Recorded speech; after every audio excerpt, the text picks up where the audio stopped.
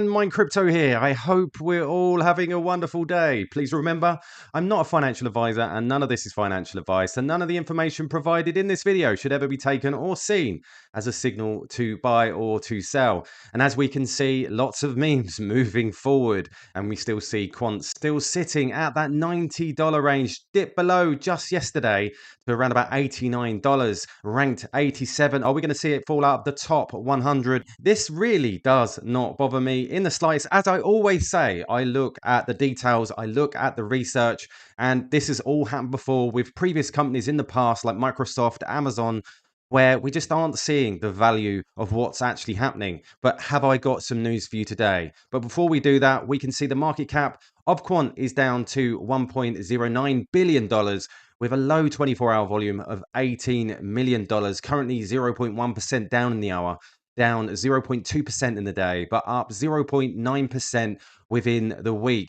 So we move over, we can see from the Quant exchange reserves that all exchanges is currently increased to 1.617 million. So a little bit more on there. But we can see from the spot exchange, it's not really changed. We're still sitting at around that 250,000 mark, currently sitting at 253,000. So literally just going sideways. But we saw yesterday after a hiatus, we've seen that they've returned. New wallet alert text from today from CB, 1,967 quant, a value of $177,000. And the total quant text in the last 7 days for this wallet is just over 3,000 quant, valued at 272,000. This particular wallet, again, only holds quant, and we speculate that these wallets could be the license lockups, but we will have to wait and see. Hopefully at some point we may get an update from the quant team to let us know what these actually are and give us some indication of what's actually happening within the license lockups and give us an idea of where and what they are. Now, we see this is absolutely huge news. Embridge, the cross-border CBDC project, has launched its minimum viable product. Saudi Arabia becomes the 5th central bank participant, invites private sector participants for new use cases, plus the key word, interoperability, which is absolutely huge. We're going to talk about that now. Saudi joins Embridge cross-border CBDC project as it launches minimum viable product. Today it was announced that Embridge cross-border central bank digital currency project has entered a minimum viable product MVP stage, the earliest production stage.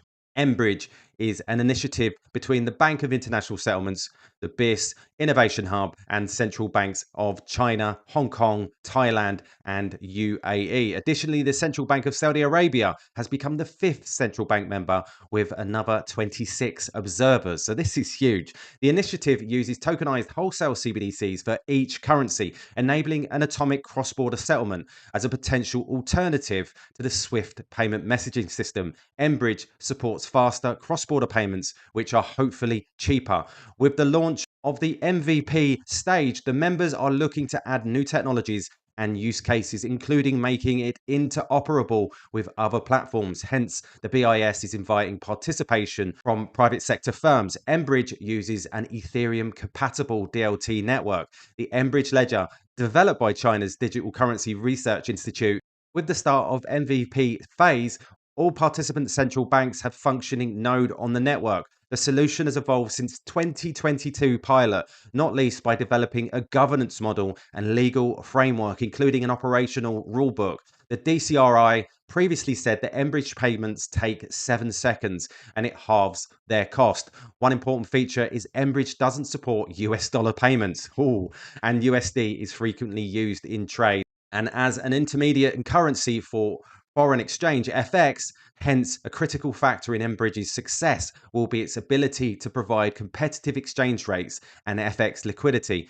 Given that the BIS could be inundated with private sector applications, we suspect proposals that address this might stand a better chance of being included. Now, we also see this press release from the Central Bank of the UAE. The CBUAE successfully launches Project Embridge minimum viable product for early adopters. Project Embridge is the result of a close cooperation between the CBUAE as a founding member of the initiative, and the Bank of International Settlements Innovation Hub, Hong Kong Centre, and the Hong Kong Monetary Authority, the Bank of Thailand, and the Digital Currency Institute of the People's Bank of China.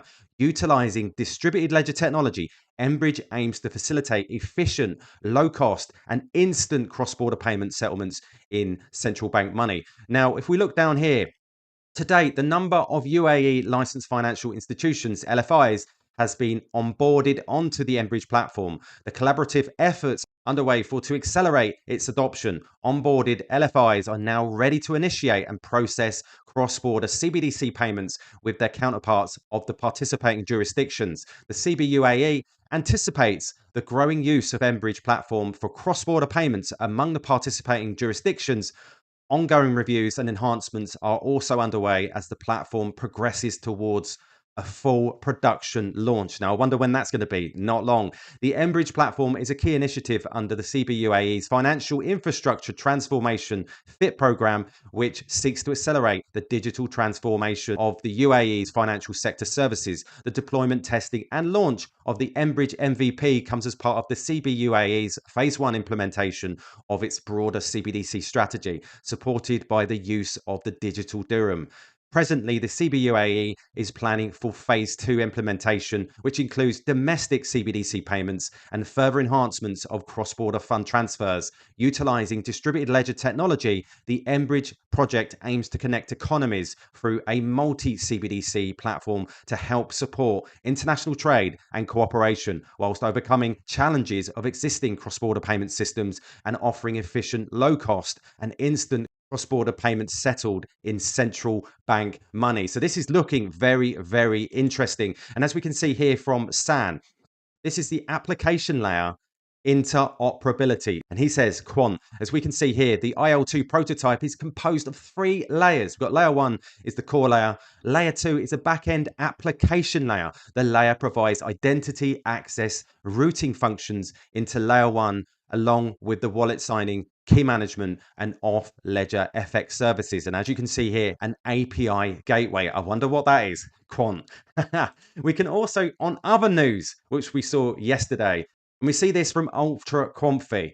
Just listen until you understand. It's about increasing access, cost, and efficiency unlocked via DLT-based platforms. Quant provides infrastructure for Rosalind and the UK RLN, and now known as public information. Answer me, are you going to dig for the gold, or are you going to sell the shovels? If any crypto bros should have learned anything yet, it is that inflationary economics aren't good necessarily. That's why there's a cult around BTC. The Quant token has less supply, more dilution, no inflation. It also fuels a platform infrastructure that is endorsed by mega enterprise names and organizations such as the BIS and the central bank, specifically the Bank of England, and rolling into UK regulated liability network.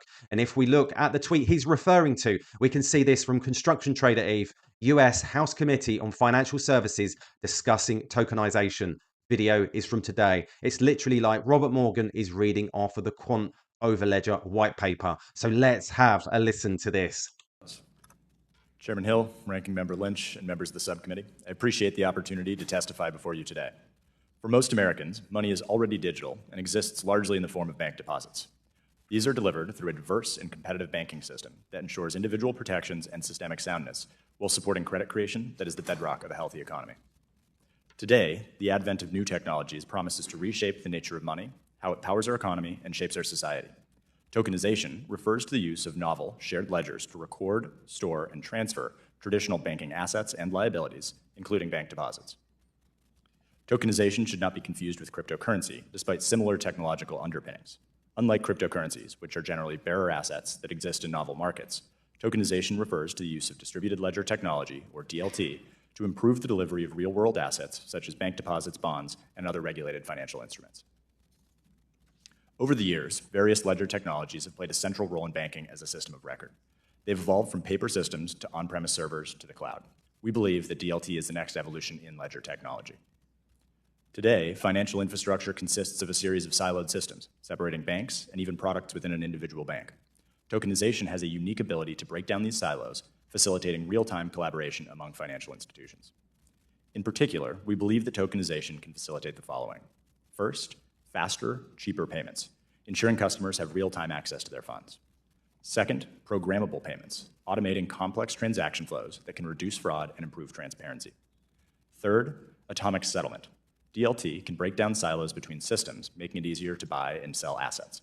This added liquidity allows for new funding options that can lower the cost of credit, expanding access to affordable financial products. Finally, collaboration among community banks, and this is particularly important. By allowing groups of banks to work together in real time, they can punch above their weight and compete with larger institutions. This technology is not just about cost savings at banks. It allows for the development of novel products that can benefit the consumers and small businesses that banks serve. For example, USDF's members are exploring how tokenization can improve the construction lending process. By leveraging programmable payments, we can directly tie loan disbursements to the completion of certain milestones, like pouring the foundation of a new building or receiving permitting approvals. This can help contractors and their employees get paid more quickly, reduce risk, and lower the cost of credit, which together could increase the availability of affordable housing. We're also exploring how tokenization can help facilitate loan participations, allowing groups of community banks to leverage strength in numbers. This collaboration allows a community bank to maintain a relationship with a customer who has grown and may otherwise need to find a relationship with a larger bank. Wow, it almost gets me thinking if he's on speed dial to Gilbert Verdian. Did Gilbert write that verse for him? Or did he just print it off the Quant Network website? I wonder.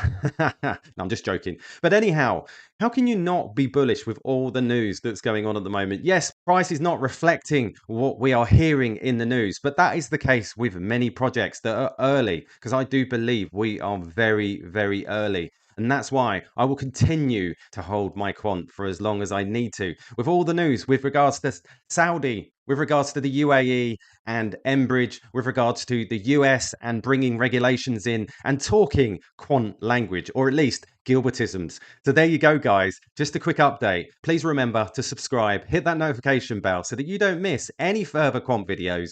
All the best, and I'll catch you later.